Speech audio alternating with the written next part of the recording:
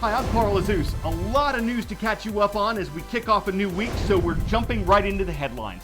In the U.S. Senate, confirmation hearings begin Monday for Supreme Court nominee Amy Coney Barrett. U.S. President Donald Trump nominated her last month to replace the late Associate Justice Ruth Bader Ginsburg. The Constitution gives the Senate the authority to confirm or reject a president's nominees. Many Republicans, whose party controls the Senate, are hoping Judge Barrett will be confirmed to the High Court by Election Day, November 3rd. Many Democrats want the Senate to wait until after the election in the hopes they'll win more influence over Supreme Court nominees. The Senate Judiciary Committee is set to hold hearings Monday through Thursday. Also in American political news, there will be no presidential debate this week. The Commission on Presidential Debates originally had one scheduled for Thursday, but after President Trump's coronavirus treatment early this month, it announced the October 15th debate would be virtual. The campaign of Democratic presidential nominee Joe Biden agreed to that. The campaign of incumbent Republican President Donald Trump did not. It wanted organizers to move forward with an in-person debate. Last Friday, the commission canceled the October 15th event. The next debate is scheduled for October 22nd. As you watch this show, not much is left of Hurricane Delta, mostly just rain moving up the central Appalachian Mountains and the U.S. East Coast. But it drenched and flooded parts of southwestern Louisiana with as much as 17 inches of rainfall when Delta made landfall there as a Category 2 storm on Friday night. Its wind speeds were near 100 miles per hour at that time. The storm flooded roads and knocked out power for hundreds of thousands of homes and businesses. It also brought the threat of tornadoes to the southeast. It caused more problems for areas trying to recover from Hurricane Laura, which made landfall in Louisiana in August.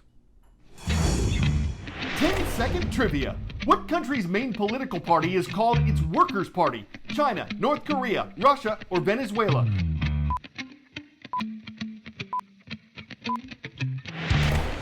The main political party in the communist nation of North Korea is its Workers' Party. The Workers' Party controls all activities in North Korea. It chooses all candidates for the nation's government. It controls the nation's media, and the group celebrated its 75th anniversary over the weekend. Military parades are common in North Korea. They're meant to display the country's strength to rivals like South Korea and the United States. But decades of heavy investment in its armed forces has come at a heavy cost to the nation's people. It was back on New Year's Day, January 1st of this year, when Kim Jong-un promised to unveil a new strategic weapon. That, of course, was just before the COVID-19 pandemic ground the world to a halt and left the hermetically sealed Hermit Kingdom more isolated than ever. Now we're getting our first look at what many analysts believe is that weapon, one of the world's largest ballistic missiles. Look at this thing.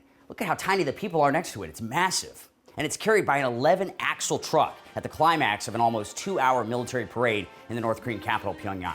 Now, I've covered these parades many times over the last several years, and they always seem to bring out the missiles at the very end. They do it for the drama. It is incredibly dramatic. The ground is actually shaking beneath your feet as they pass by. Experts are telling us this missile right here could potentially carry multiple warheads. This is the kind of thing that North Korea typically would love to showcase to the foreign media, including CNN. I mean, we get invited in almost every year.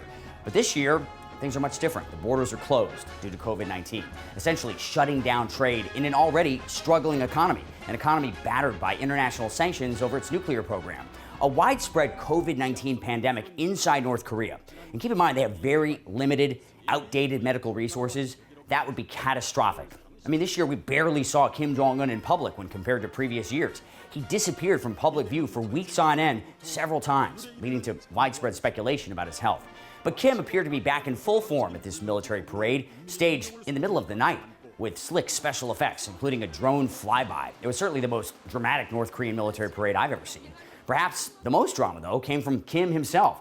You see him there dressed in a gray suit, and he appeared to be almost crying, maybe even sobbing at times, tears rolling down his cheeks as he thanked the North Korean people for their hard work during exceptionally hard times. North Korea has been absolutely battered this year. Essentially, it faced a triple threat: crippling sanctions over their nuclear and missile programs, the economic catastrophe of closing their borders for nearly all of this year because of the pandemic, and natural disasters like a massive typhoon and widespread flooding. Things have gotten so bad in North Korea that Kim did something that his father and grandfather never would have. He admitted that his economic plans were a failure, and his people, millions of them, already barely scraping by, are suffering. That suffering was reflected in Kim's face, and it was echoed by the audience, as many people could be heard crying right along with him. North Korea may struggle to produce food and electricity, but they did show the world that their missile program is only getting stronger. Will Ripley, CNN, Hong Kong. Quarantined with 54 children. That's an attention-grabbing headline. It's also daily life for Maggie Doyne, who is CNN's 2015 Hero of the Year for her work to help women and children in Nepal. When the coronavirus pandemic reached the Asian country, Doyne had to find unique ways and support to keep her children's home afloat. And the heroics continue. It's overwhelming. I've never felt so scared or overwhelmed, but I've never felt more hope that we could do something and mobilize to make this situation better for many, many people. Here at home, we are in a pretty strict lockdown. The gates are closed. Who are we missing? Come sit in the circle. I expect everyone here, awake and ready to start the day. About 2 or 3 days in, I realized that we needed a schedule, and I mean like a tight ship schedule with all of these kids. Every day at 8 o'clock, we're here and we go over the schedule. We're all a family, we're all a team, we're gonna work together. Ready, go!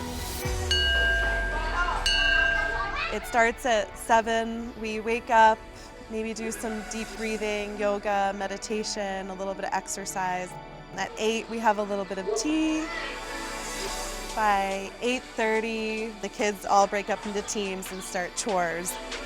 Good job! Team 2 is rocking it. And then we play games.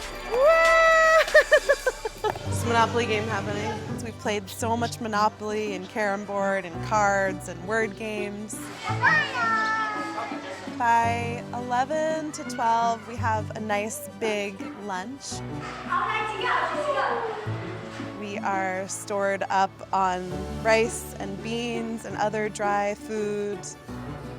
I'm really grateful to have cows and some fruit trees.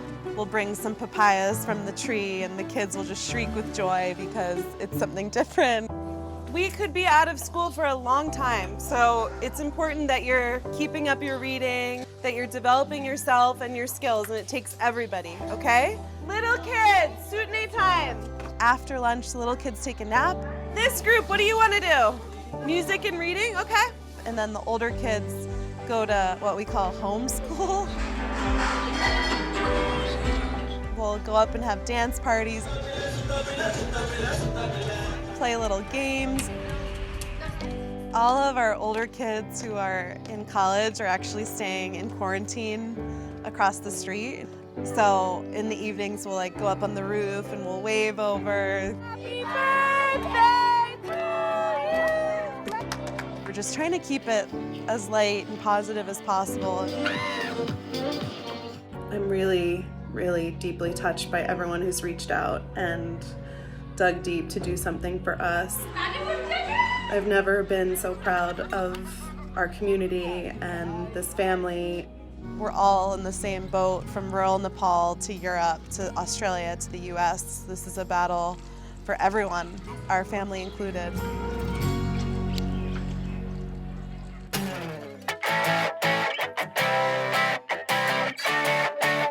Leaping lizards? No, hurdling hounds. Max is a dog that lives in Arizona who would love to greet you. How do we know? Hi there. Hey, y'all. Because Max the jumping dog takes a flying leap above a 6-foot wall whenever passersby pass by. Doesn't seem like he's trying to get out. He's just trying to say hello. And thanks to his efforts and the magic of social media, he's become far more than a local celebrity. He's like a golden regreeter, a how do you doodle, a Herald English sheepdog, or a pika pika poodle. He will give you a salute and always wants a bow wow. He'll have an easy time saying hello or to chow chow. Taking puns and greetings to the Max on CNN 10. I'm Coral Azus. Want to give a shout out to all you homeschoolers watching today. You students and parents, whether you're on the couch, maybe at the dinner table, however you're watching, we're grateful you're doing it. You're a valued part of our audience.